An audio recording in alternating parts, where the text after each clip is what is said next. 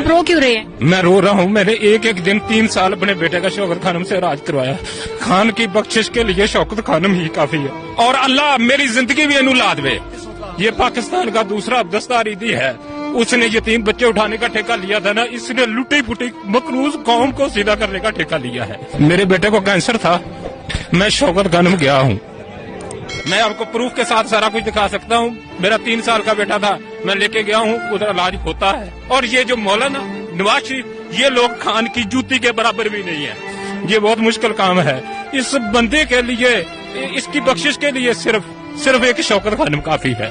खुदा गवाह है, मैं शौकत खानम गया हूँ और मैंने अपने बेटे का इलाज करवाया है। एक पासे 50 लाख वाला वो पैसे देकर इलाज करवा रहा था, और मैंने 100 दुनिया देखी है जो फ्री में इलाज करवा रही थी और इज्जत के साथ हो रहा था। ये बंदा फरिश्ता है। अगर कौम ने इसकी आवाज सुन ली, कौम इसके पीछे खड़ी हो गई, तो इंशाल्लाह पाकिस्तान से ये गंद साफ कर देगा। ये 2 साल की बात है। आप इतने जज्बाती हो गए, आप रोए जा रहे हैं। मैडम, मैंने एक एक दिन गुजारा है। 3 साल का इलाज होता है कैंसर का।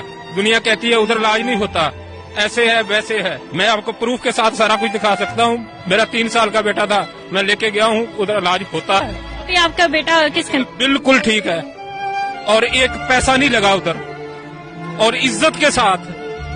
और मैंने 3 साल में जितने भी लोग आते थे सबसे पूछा, जिसका मुफ्त होता था ना, वो सारे इसको झोलियां उठा के दवाएं देते हैं। इसकी बख्शिश के लिए यही एक अस्पताल ही काफी है। और ये जो मौलाना नवाज शरीफ, ये लोग खान की जूती के बराबर भी नहीं है। मौलाना फजल रहमान, कितने पश्तून बच्चे मरे, 400 ड्रोन हमला हुआ। उस ड्रोन हमलों की इजाजतनामे पे मौलाना के दस्तखत मौजूद है, और अवाम के सामने आके ये मुजम्मतें करते हैं।